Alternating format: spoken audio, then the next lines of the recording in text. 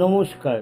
উপেন্দ্র কিশোর রচনাবলী পুরাণের গল্প অধ্যায়ে আজকের গল্প অশ্বমেধিকা পর্ব। রাজ্য লাভের পর যুধিষ্ঠিরের প্রথম কীর্তি হইল অশ্বমেধ যজ্ঞ। যুধিষ্ঠিরের শোক কিছুতেই একেবারে দূর না হওয়ায় সকলে তাহাকে এই মহাযজ্ঞে উৎসাহ দিতে লাগিল। কিন্তু ইহা অতি বৃহৎ এবং কঠিন ব্যাপার। অল্প ধন লইয়া কিছুতেই ইহাতে হাত দেওয়া যাইতে পারে না। সুতরাং যুধিষ্ঠির এই যজ্ঞ করিতে নিতান্ত ইচ্ছুক হইয়াও ইহা আরম্ভ করিতে ভয় পাইলেন। ধনরত্ন যাহা কিছু ছিল যুদ্ধে প্রায় তাহার সমস্তই ব্যয় হইয়া গিয়াছে। এখন অশ্বমেধ যজ্ঞের উপযুক্ত ধন কোথায় পাওয়া যাইবে? যুধিষ্ঠিরের এইরূপ চিন্তা দেখিয়া ব্যাস তাহাকে বলিলেন, বৎস, তুমি চিন্তা করিও না, ধন সহজেই পাওয়া যাইবে। পূর্বে মহারাজ মরুত্ব হিমালয় পর্বতে যজ্ঞ করিয়া ব্রাহ্মণদিগকে এত অধিক সুবর্ণ দিয়াছিলেন যে তাহারা তাহা বহিতে না পারিয়া সেইখানেই ফেলিয়া আসে। সেই সুবর্ণ এখনো তথাই রহিয়াছে, তাহা আনিলে অনায়াসে তোমার যজ্ঞ হইতে পারে। এ কথাই যুধিষ্ঠির হর্ষভরে অমাত্যগণের সহিত সেই ধন আনয়নের পরামর্শ করিতে লাগিলেন। ভীম, অর্জুন, নকুল, সহদেব প্রভৃতি সকলেই বলিলেন, ব্যাসদেবের পরামর্শ অতি উত্তম। সুতরাং অবিলম্বে মরুত্বের যজ্ঞের সোনা আনিবার জন্য হিমালয় যাত্রার আয়োজন হইল। সেখানে গিয়া উহা খুঁজিয়া বাহির করিতেও বিশেষ ক্লেশ হইল না। সেকালের লোকে এত ধন কোথায় পাইত? আর না জানি তাহারা কিরূপ মহাশয় লোক ছিল যে এত ধন দান করিত। মরুত্ব রাজার যজ্ঞের সেই সোনা আনিতে 60 লক্ষ উট, 1,20,00,000 ঘোড়া, 2 লক্ষ হাতি, 1 লক্ষ রথ, 1 লক্ষ গাড়ি লাগিয়াছে। আর মানুষ আর গাধা যে কত লাগিয়াছিল তাহার সংখ্যা নাই। এতগুলিতেও কি সে ধন সহজে আনিতে পারিয়াছিল? তাহারা সেই সোনার ভারে বাঁকা হইয়া দিনে 2 ক্রোশের অধিক পথ তুলিতে পারে না। এত ধন যে যজ্ঞে ব্যয় হইয়াছিল তাহা যে কত বড় যজ্ঞ বুঝিয়া লও। একটি প্রশস্ত ভূমি হাতি সোনাই মুড়িয়া তাহার উপরে যজ্ঞের গৃহাদি প্রস্তুত হইল। জমিটি যেমন, ঘরবাড়িও অবশ্য তাহার উপযুক্তই হইয়াছিল। এদিকে অর্জুন ইহার অনেক পূর্বেই গান্ডীব হাতে একটি সুন্দর ঘোড়ার পশ্চাতে পৃথিবীর সকল স্থানে ঘুরিয়া বেড়াইতে আরম্ভ করিয়াছে। 1 বৎসর দেশ বিদেশে ঘুরিয়া ঘোড়া ফিরিয়া আসে। ইহার মধ্যে কাহাকেও সে ঘোড়া আটকাইতে দেওয়া হইবে না। আর অর্জুন যাহার রক্ষক, তাহাকে কেহ আটকাইয়া রাখিবার আশঙ্কাও নাই। অর্জুনের যাত্রাকালে যুধিষ্ঠির তাহাকে বলেন, যাহারা কুরুক্ষেত্রে যুদ্ধ করিয়াছিলেন তাহাদের পুত্র পৌত্রদিগকে বধ করিও না। অর্জুন যথাসাধ্য এই আজ্ঞা পালনের চেষ্টা করিতে লাগিলেন। সেই জন্য তাহাকে বিস্তর ক্লেশও পাইতে হইল। কুরুক্ষেত্রে কত রাজাই পাণ্ডবদিগের হাতে মারা গিয়াছে। তাহাদের দেশে গেলেই তাহাদের পুত্র পৌত্র আর দেশের লোকেরা খেপিয়া অর্জুনকে মারিতে আইত। তিনি তাহাদিগকে অধিক বাণ মারেন না, পাছে বেচারারা মারা যায়। কিন্তু তাহাতে তাহারা মনে করে বুঝি তিনি ভালোরূপ যুদ্ধই করিতে পারেন না। কাজেই তাহারা মহোৎসাহে তাহাকে ক্ষতবিক্ষত করে। সুতরাং তখন তিনি তাহাদের 2-4 জনকে মারিতে বাধ্য হন। তারপর তাহারা ভয়ে জড়সড় হইয়া তাহার নিকট হাত জোড় করিতে থাকে। ত্রিগর্ত দেশে সুশর্মার পুত্র ধৃতবর্মার সহিত এইরূপ হইল। প্রাগ জ্যোতিষে ভগদত্তের পুত্র বজ্রদত্তের সহিত এইরূপ হইল। সিন্ধু দেশে জয়দ্রথের আত্মীয়গণও এইরূপ আরম্ভ করিল। শেষে তাহাদের অত্যাচার অসহ্য হওয়ায় তিনি তাহাদের মাথা কাটিতে আরম্ভ করিলে আর তাহাদের দুর্দশার সীমা নাই। এমন সময় জয়দ্রথের স্ত্রী দুঃশলা তাহার শিশু পৌত্রটিকে কোলে লইয়া কাঁদিতে কাঁদিতে অর্জুনের নিকট আসিয়া উপস্থিত হইলেন। দুঃশলা ধৃতরাষ্ট্রের কন্যা, সুতরাং অর্জুনের ভগিনী। তাহাকে দেখিবা মাত্র অর্জুন গান্ডীব রাখিয়া দিয়া বলিলেন, ভগিনী, তোমার কি কাজ করিব বলো। ইহার উত্তরে দুঃশলা যাহা বলিলেন তাহাতে অর্জুনের মন বড়ই ক্লেশ হইল। জয়দ্রথের সঙ্গে দুঃশলার বিবাহ হইয়াছিল। জয়দ্রথের মৃত্যুর পর তাহার পুত্র সুরথ পিতার শোকে নিতান্ত কাতর হইয়া পড়েন। ইহার উপরে যখন তিনি শুনিলেন যে অর্জুন যজ্ঞের ঘোড়া সমেত আসিয়া যুদ্ধ আরম্ভ করিয়াছেন, তখনই তাহার মৃত্যু হইল।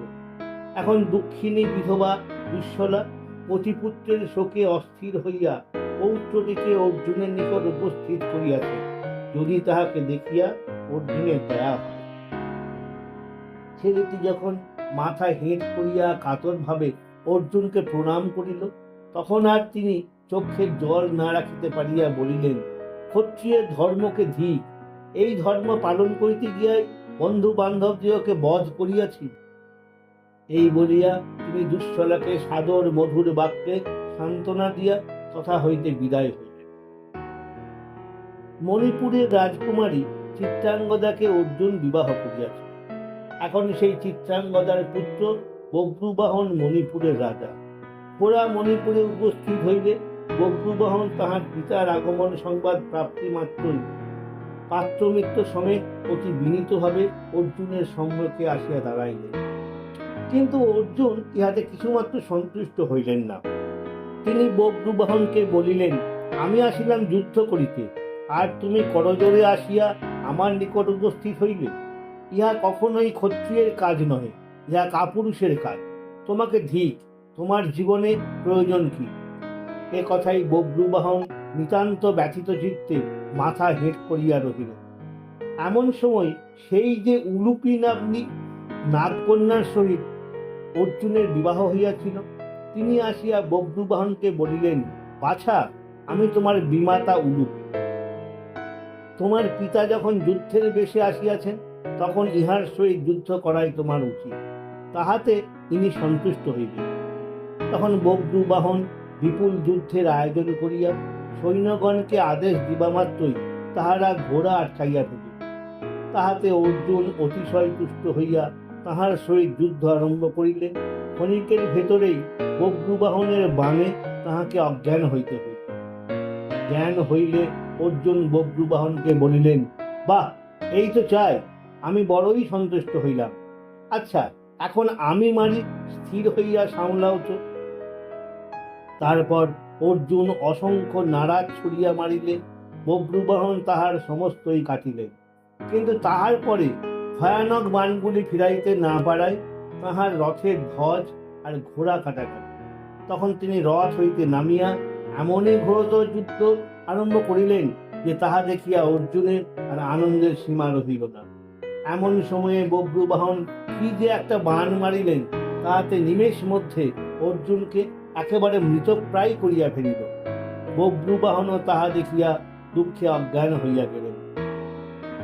এই বিষম বিপদের সময় চিত্রাঙ্গদা কাঁপিতে কাঁপিতে সেইখানে আসিয়া উলুপিকে দেখিয়াই বলিলেন, উলুপি, তোমার দোষেই এই বিপদ উপস্থিত হইল।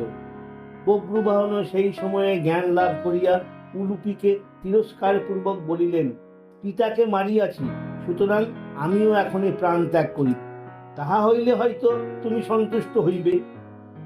উলুপি যথাসাধ্য ইহাদিওকে সান্ত্বনা দিয়া তখনই নাগলোক হইতে সঞ্জীবনী মণি আনাইলেন।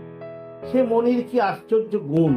উহা অর্জুনের বুকে স্থাপন মাত্রই তিনি চক্ষু মার্জনা পূর্বক উঠিয়া বসিলেন, যেন তাহার ঘুম ভাঙিল।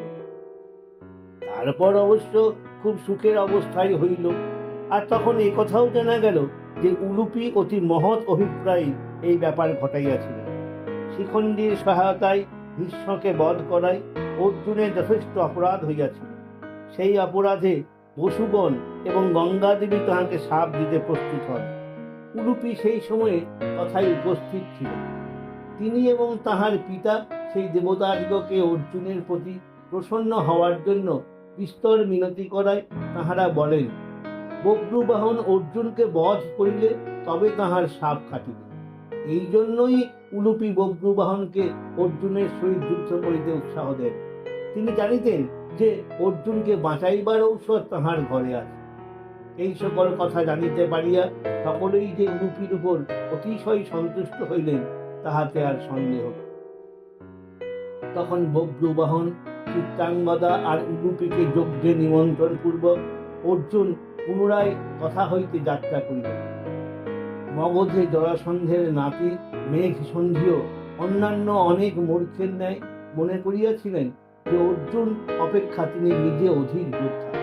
অর্জুন যুধিষ্ঠিরের কথা মনে করিয়া যতই বাঁচাইয়া বাণ মারিতে যান ততই তাহার আরো সাহস বাড়িয়া যায়।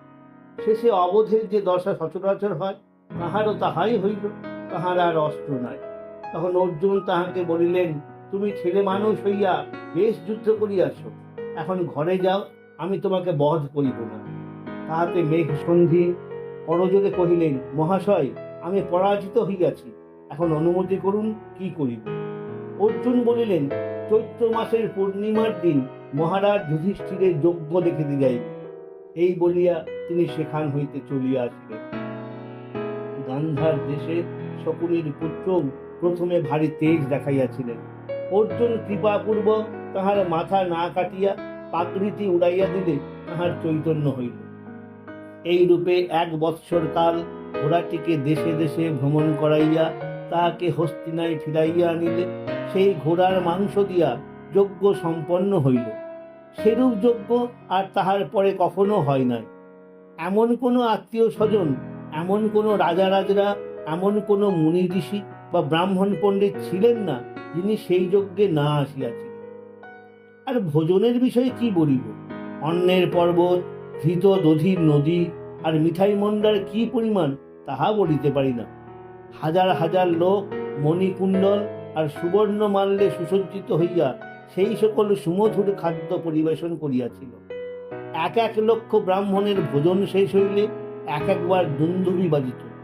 এইরূপে যজ্ঞের কয়েকদিনের মধ্যে কত শতবার যে দুন্দুভি বাজিয়াছিল তাহার সংখ্যা নাই। এইরূপে সমারোহে সেই মহাযজ্ঞ শেষ হইল। এই যজ্ঞে একটি অদ্ভুত ঘটনা হয়। যজ্ঞ শেষে সকলেই যুধিষ্ঠিরের অতিশয় সুখ্যাতি করিতেছে। এমন সময় একটি আশ্চর্য নকুল আসিয়া উপস্থিত হইল। উহার চক্ষু দুটি নীল, মাথা আর শরীরের 1 পাশ সোনা। নেউল আসিয়া ঠিক মানুষের মতো বলিতে লাগিল, হে রাজা মহাশয়গণ, উঞ্চবৃত্তি নামক ব্রাহ্মণ যে ছাতু দান করিয়াছিলেন সে কাজ আপনাদের যজ্ঞের অনেক বড়। এ কথাই সকলে আশ্চর্য হইয়া জিজ্ঞাসা করিল, তুমি এমন কি দেখিয়াছ বা শুনিয়াছ যে এই যজ্ঞকে তাহা অপেক্ষা কম মনে করিলে? তাহাতে নেউল বলিল, আপনারা মনোযোগ দিয়া শ্রবণ করুন। উঞ্চবৃত্তি নামক এক ব্রাহ্মণ ছিলেন। তাহার স্ত্রী, 1 পুত্র ও পুত্রবধূ ছিল। ক্ষেত্রের শস্য কাটিয়া নিলে যাহা পড়িয়া থাকে, উঞ্চবৃত্তি এবং তাহার পরিবার সেই শস্যবত্র আহার করিতেন। এইরূপে তাহাদের দিন যায়।